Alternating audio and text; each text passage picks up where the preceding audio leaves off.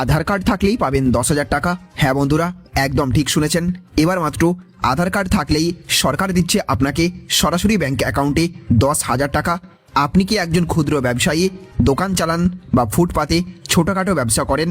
তাহলে আজকের খবরটা আপনার জীবনে বদলে দিতে পারে, কারণ প্রধানমন্ত্রী নরেন্দ্র মোদীর তরফ থেকে এবার দেশের ক্ষুদ্র ব্যবসায়ীদের জন্য এসেছে এক বিশাল সুখবর।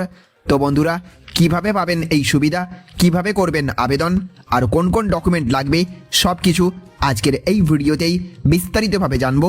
আর তার আগে আপনাদের কাছে ছোট্ট একটা অনুরোধ, যদি ভিডিওটা তথ্যবহুল মনে হয় তাহলে লাইক দিন, জনস্বার্থে শেয়ার করে দিন এবং সাবস্ক্রাইব করে পাশে থাকুন। তো বন্ধুরা, এবার পুরো বিষয়টা সহজভাবে বুঝে নেওয়া যাক। পিএম স্বনিধি যোজনা হলো কেন্দ্রীয় সরকারের একটি বিশেষ স্কিম, যা শুরু করা হয়েছিল 2020 সালে। এই প্রকল্পের মূল উদ্দেশ্য হলো রাস্তার ধারে ছোটোখাটো ব্যবসা করেন এমন মানুষদের আর্থিকভাবে সাহায্য করা। যেমন ধরুন, চা বিক্রেতা, ফল বিক্রেতা, সবজি বিক্রেতা, ফাস্টফুড স্টল, ফুটপাতের দোকান, এইসব ছোট ব্যবসায়ীদের জন্যই এই প্রকল্প। অনেক সময় দেখা যায় এই ধরনের ব্যবসায়ীদের কাছে পর্যাপ্ত টাকা থাকে না ব্যবসা চালানোর জন্য। দোকান চালাতে, মাল কিনতে বা ভাড়া দিতে সমস্যায় পড়তে হয়। ঠিক সেই জায়গাতেই এই প্রকল্প সাহায্য করে। এই স্কিমের অধীনে সর্বোচ্চ 10,000 টাকা পর্যন্ত লোন দেওয়া হয়। কোনো জামানত লাগবে না, সুদের হার কম রাখা হয়।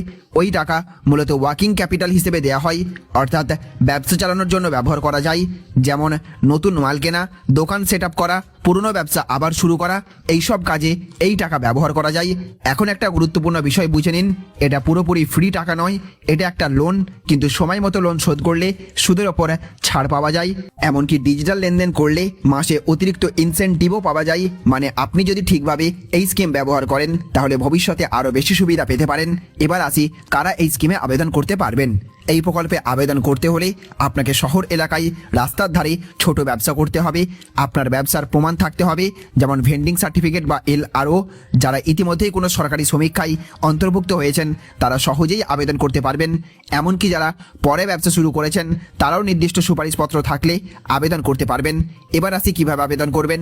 এই স্কিমে আবেদন করা খুব কঠিন নয়।